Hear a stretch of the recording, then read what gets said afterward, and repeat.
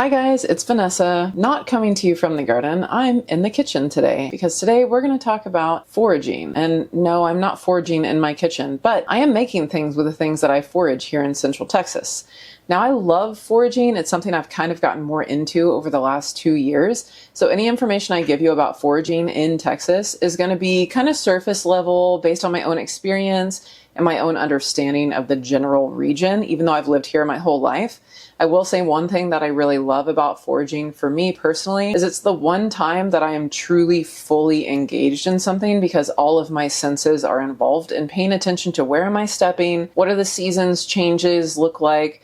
I'm searching out different types of things with my vision on the sides of the roads and while I'm hunting through grasses, making sure that there's no snakes in my way. And I get to taste things and find new things, and it's exciting. And it's something that just was really missing in my life with being able to truly ground me. And this is coming from someone who gardens. So I tend to give myself too many tasks to do in the garden sometimes. It can become kind of a stressful environment if I'm not careful about it. So that's something I'm always checking in with. But foraging has been a really exciting thing to add into things. So I'm going to show you a lot of the things that I love to forage at the end of the summertime in Central Texas. The three biggest ones being goldenrod, prickly pears, and wild grapes. And today I'm going to show you how I make something that we love to call Texas Cranberry Sauce out of the wild grapes and the prickly pears. And that is this.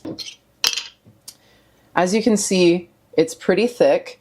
And it's not exactly as pink or red as an actual cranberry sauce, and it has no cranberries in it at all. But it is almost indistinguishable from a homemade cranberry sauce. This is more of a cranberry jelly because it doesn't have any lumpy bits inside of it. But I love making it at the end of the summer with things that I foraged to close off the summer season, and then cracking this open after it's settled and the flavors have married a bit for Thanksgiving or when we have Friendsgiving, and using this in place of my cranberry sauce with that meal. Now, I am not your expert canner, so some of the stuff you're going to see in this video are very, very basic techniques, and I have since upgraded a few of the pieces of equipment that I have. So if you watch it and you're cringing because you are a regular canner, just know I've learned from some of my mistakes since making these jams. But let me show you what it looks like to go foraging for a few of these ingredients before we get back into the kitchen and make our recipe for today. This is goldenrod, and you may see this growing along the countrysides, roadsides. It likes to grow by creeks and railroads, and it is some of the last pollen nectar sources for bees before the winter, so it's important to only harvest what you need. And there's a lot of different kinds of goldenrod as well. So I want to talk about what is the growing season for goldenrod and kind of what is goldenrod. Although I'm not going to be using goldenrod in this video, I want to tell you about how I do use it because there's two simple ways that I like to have it on hand.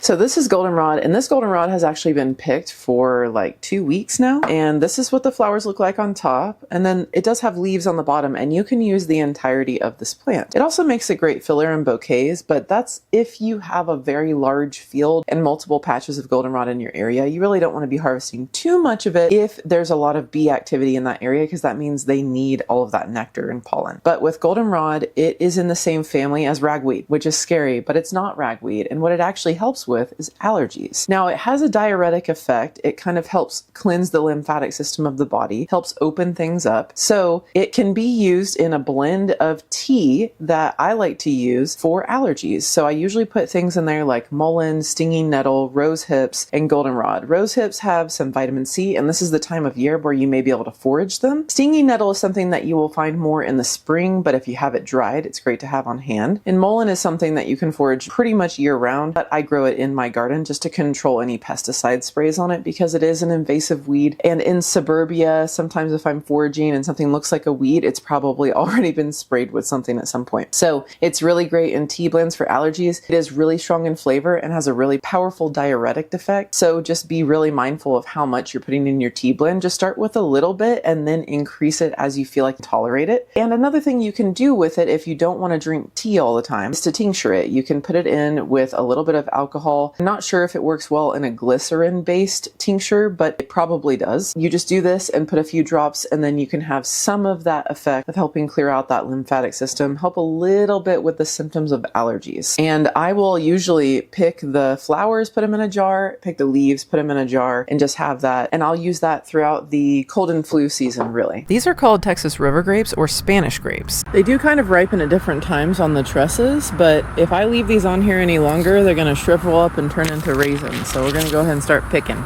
Now, you're not eating these fresh. They are very high in tannin, very acidic, but they are super vibrant in color and flavor, so I love to harvest a little bit. So unlike Mustang grapes, which are probably a wild Texas grape that you may be more familiar with, the river grape or the frost grape is kind of something that you don't find as often. There may be some areas where there's large patches, but so far I've only found 1 or 2 areas where these grapes actually grow, and one of them is behind a credit union in my area. But a lot of wild grapes are growing up and down the juniper and the cedar trees, and they grow along the fence lines. So if you ever look around really in like July, August, September timeframe, even in other areas of Texas, look along those fence lines, you may actually start to recognize, oh, that's a grapevine. Now, sometimes with grapevines, you may see a grapevine that's pretty well established looking, but it has no grapes on it. It doesn't mean that it's sterile and can't produce grapes. It may just not be old enough to start setting a bunch of fruit yet. So you can kind of mentally catalog that or write down the location. You may be able to go back there the next season and it could be full of grapes. So with this type of grape, a lot of different ways people describe this grape or give it a name, but the frost grape is what is given as a name because it's some of the last grapes of the season before frost. Although for us, our frost doesn't happen until December. The river grape is also a name for it. And sometimes there may be something that might be more specifically a river grape. People also call this a Spanish grape. They're very, very small, as you can see in these shots. They are very tart and tangy, but super concentrated with antioxidants. So like for health purposes, that's really cool. For getting a really tangy, vibrant jam out of it, they're really great for that.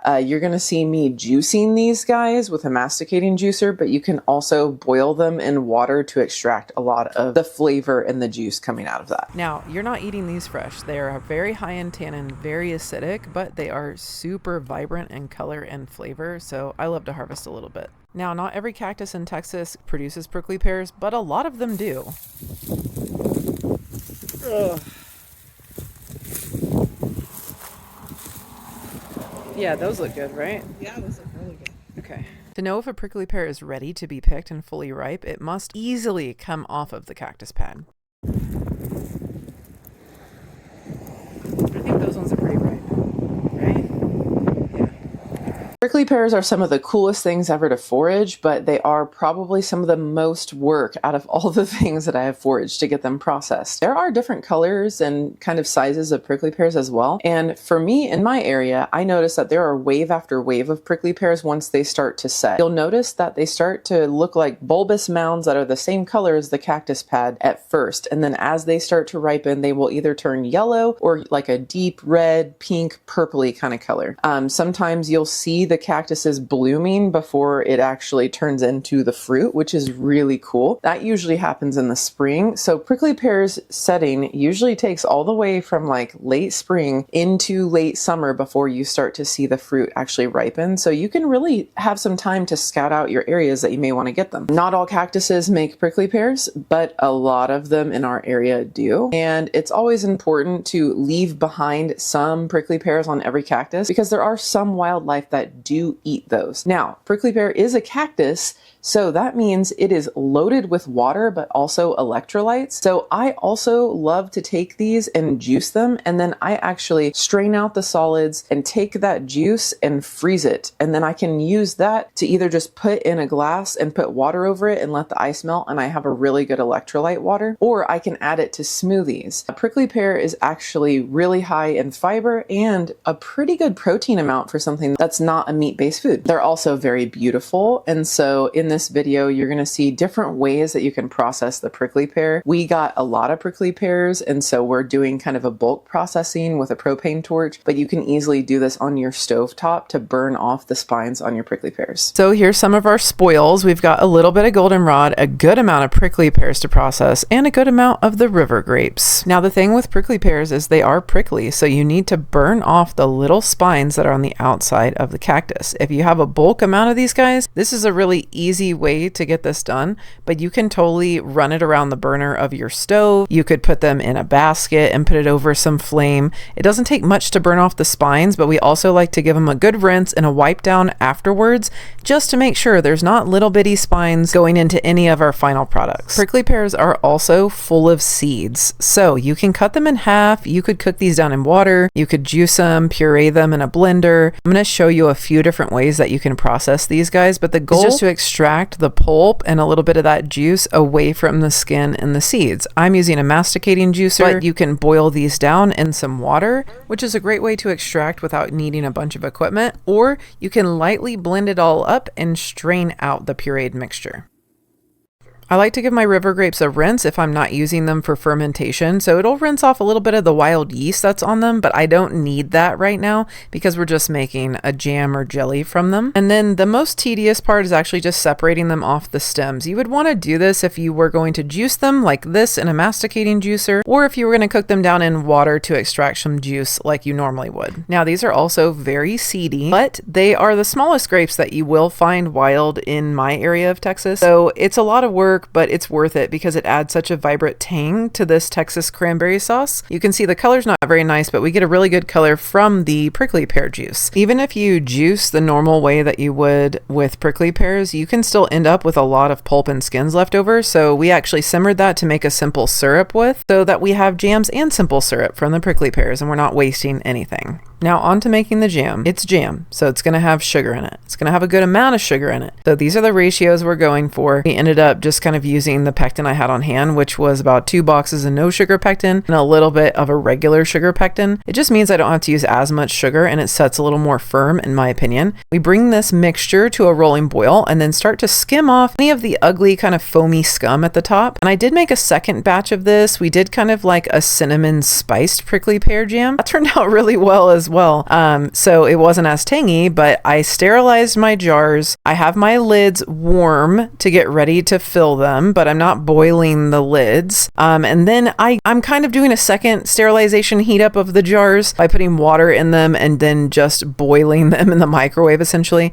This is not necessarily kosher or something I would suggest anyone do.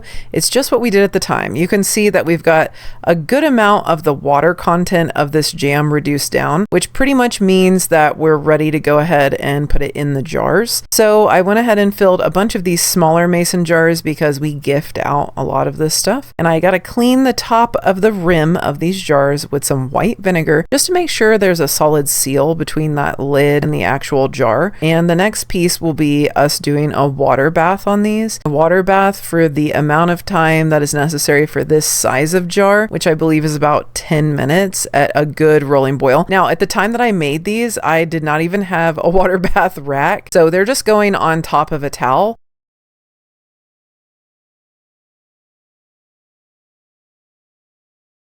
And this is just to keep glass jars directly off the bottom of the hot pan where the flame is so we don't get any cracking jars. And I did end up double stacking these just because they're pretty small and that's not really an issue here. And I water bath them for 10 minutes at a rolling boil just to get all the air out of the jar so they seal. So after about 6 weeks, I let the jelly set and then all the flavors kind of meld together as well. And this is what it looks like. I can almost unseal it like a regular can of cranberry sauce and it slices up really nicely. It's tangy, vibrant, and a perfect addition to a heavier holiday meal. And honestly, I also like to flex on anyone who I serve this to and be like, yeah, these are all wild forage from Texas. Well, we did it. We made jam from our wild Texas foraged ingredients and it's delicious. And I think it's safe to say we got pretty close to a cranberry sauce texture and color, and I know you guys can't taste it, but you're gonna have to trust me on this one. It's pretty close in flavor too. I hope this video has been inspiring. Whether the season is almost over with on foraging, that doesn't matter because it's good to learn ahead of time so that you know what to look for when the seasons come up. Please ask any questions you have in the comments. I would love to help other people learn how to forage in the Central Texas area. And if you would like to heckle me about my canning skills in the comments, you're more than welcome to as well. I'm always down to learn more. Thank you so much for sticking around for this video and watching it all the way through. Your support on this channel has meant the world of a difference to me. And if you'd like to see more videos like this or more videos about gardening in the Central Texas region, please hit like and subscribe so you can follow for more content. And although we didn't grow any food in this video, we grew our knowledge and our skills and our confidence when it comes to foraging in Central Texas and making things with those forages. So remember, if you never grow, you'll never know.